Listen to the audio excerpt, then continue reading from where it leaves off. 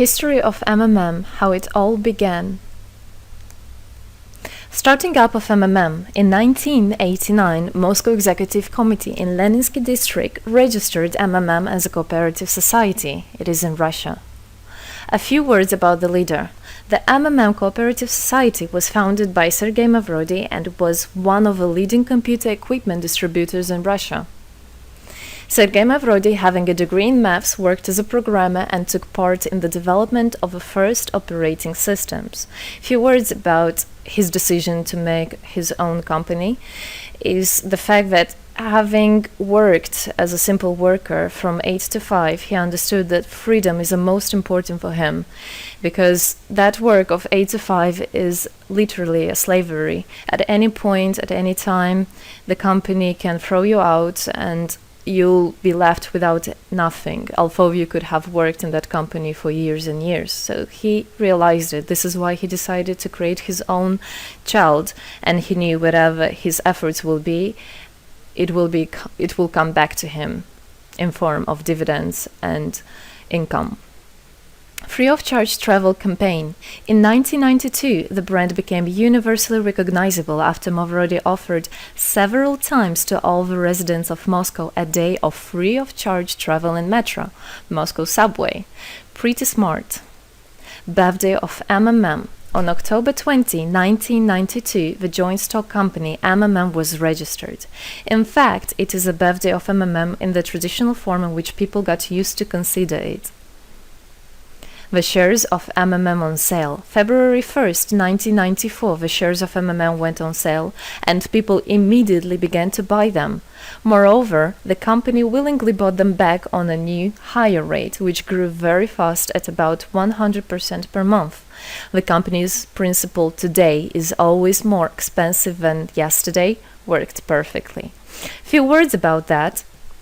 Why did he do that? As you might know, in 1991, the Soviet Union fell. So if until at the time of the Soviet Union, everything that there was in the country, like properties, different companies or whatever that was bringing some goods, was national. So any person of the country was entitled to have a share of that production, of that company. Everybody was equal. But when the Soviet Union fell, what it meant is that all the companies, all the properties had to be privatized. So you can imagine there is a company, a huge company. People worked there for years and years.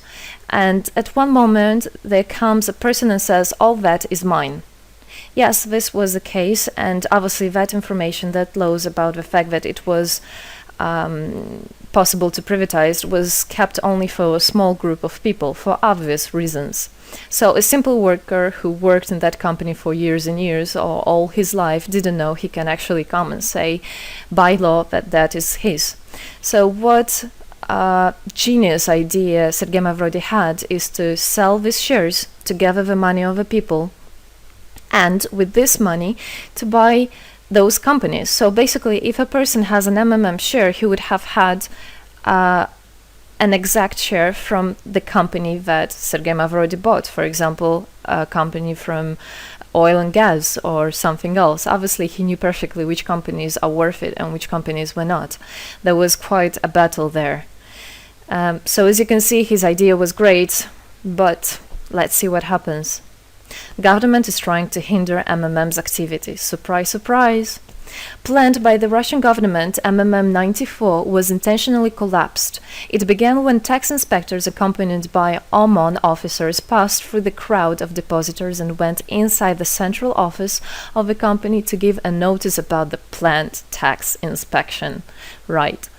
So obviously, the small group of people that I was talking about is the government people, is the people that have connections and so on. And they wanted, obviously, all that money, all those properties to be kept in their hands.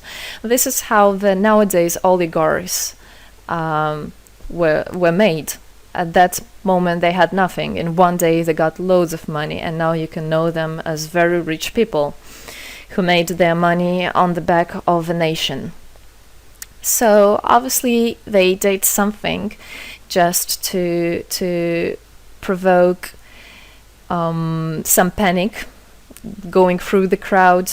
Obviously, for any financial institution, a panic is really bad.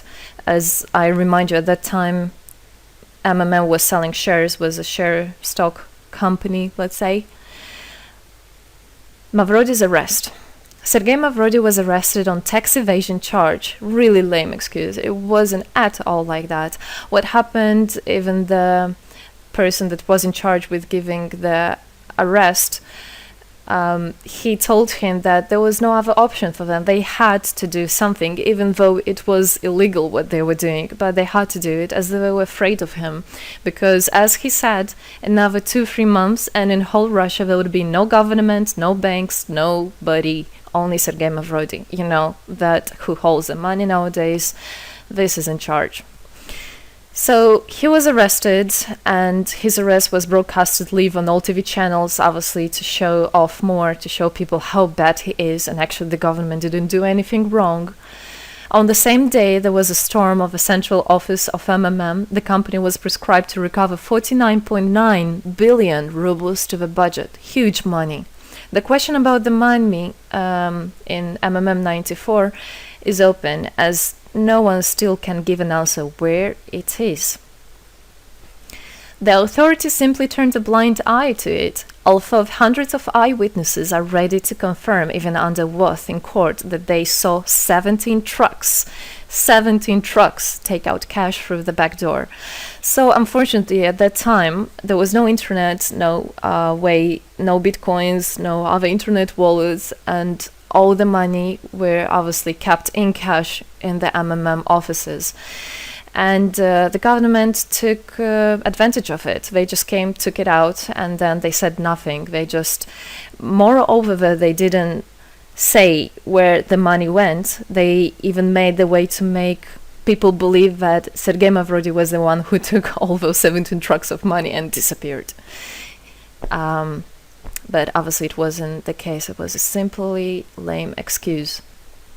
Demonstrations against state authorities. August 1994. Thousands of MMM depositors affected by the artificial collapse of the pyramid protested and demanded to set Mavrody free.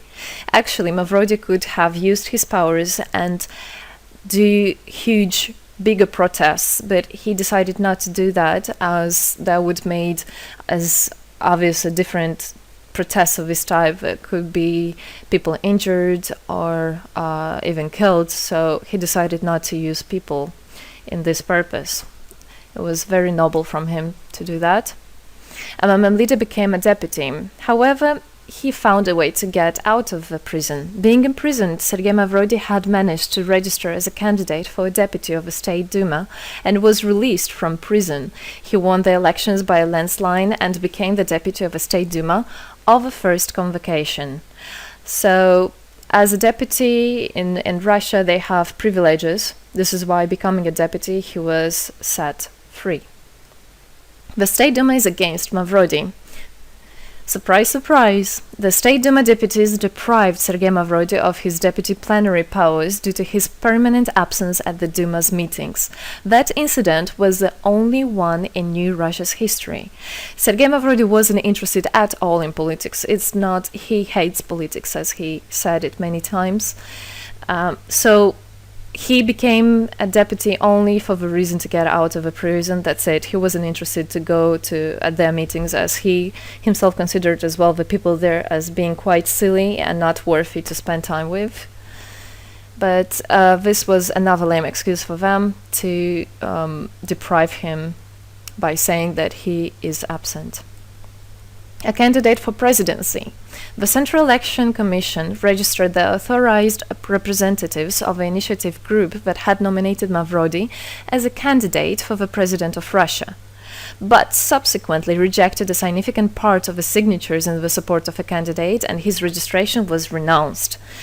So, for obvious reasons, they did that again. They weren't interested into having a fair president, a fair leader on top of their head. Revival of MMM, January 2011. Sergei Mavrody renounced launching a new launching a new project of MMM 2011. Together we change the world. Previously, there were simply no analogs of similar systems in the world. The film about MMM, the launch of a project fell in the same time interval with the release of Russian film about MMM Pyramid, the plot of which is based on the eponymous book in which the history of MMM is disclosed by Sergei Mavrodi. So he wrote a book, and there is a movie which I highly recommend you to watch. You can find it online on YouTube. MMM is building a new, fair financial order. June 2012, the activity of MMM made a lot of banks collapse and a huge outflow of funds from deposit accounts happened. The system numbered more than 35 million members at the time. For obvious reasons, the fight against the system started. It suffered the same fate as MMM 94, eventually collapsed. So what happened? A lot of banks, as I already said, had a huge outflow, and another minus of the system of that time was that it wasn't really quite a community, because the money was still kept by the managers in MMM. So it wasn't the same idea as it is now, comparing it now, where people exchange money between themselves. You don't need to put it in a central account. At that time, there were central accounts, and it was again used by the banks. They simply blocked those accounts that they identified as being of MMM and took all the money away, and that's it. There were no other discussion about that. Again, huge loss of money. People lost a lot of money. Sergei Mavrodi didn't get all of them. It was again the banks that took the advantage of it. MMM 2012 is just the beginning. I'll be back. Sergei Mavrodi announced the launch of a completely new MMM, World Mutual Aid Fund, MMM community. It speeded up since the first day, showing crazy dynamics on new members' registration. It has been decided to send 10% of the whole turnover on payments to the affected members of MMM 2011. So again, another genius idea. In order not to make central accounts, in order not to gather the money somewhere, now the money are spread directly between participant itself. You can just check in your account online whom you should transfer the money to. So MMM now is connecting all the people between themselves in exchange, so that they can exchange the money and get benefits of it. It's amazing and it's crazy, but it is true. MMM is growing. Some short facts. 2012, MMM started its development in India. It had great, huge developments. 2012-2013, following India, MMM Bangladesh was launched as well. 2013, MMM Indonesia was launched. 2014, MMM Hong Kong. And it's not the end. MMM Global, 2014. MMM Global started up in the spring 2014. It is a voluntary network, a community of millions and millions of people from more than 100 countries worldwide. So there is already MMM settled in Argentina, Brazil, Philippines, Hong Kong, and other. And all the rest of people in the world from all the countries of the world are able to participate as well. So they rebelled against the financial slavery and combined their money for this purpose. So how it is possible? MMM, the Republic of Bitcoin. Bitcoin is another genius idea to set the world free. For MMM Global participants' convenience, there were some 20 ideas on funds transfers implemented. From now on, all the countries where you can buy and sell Bitcoins can be registered in a branch of Free People of the Republic of Bitcoin. Thus, there is no barriers to develop MMM in small countries due to their restrictions on the international bank transfers. Banks. This is not something that we would want to use, as the banks can anytime put restriction on an account or even block an account and take all the money. Yes, the banks can do that. Read better your contract. So, Bitcoins is really genius idea to do that. Join MMM Global, join our community, set the world free. Don't hesitate, don't even think of going back, just go always forward. We are writing the history right here and right now. We are not going to be any more slaves working from 8 to 5, having pennies for that. We want to hold our own money and to get the benefits of it. I don't want a bank to use my money for their own purposes. I want us people, free people, to use our money, to exchange the money when it is needed, and to help each other. This is really a great idea. And join us, write the history here today with us. And together we will indeed change the world.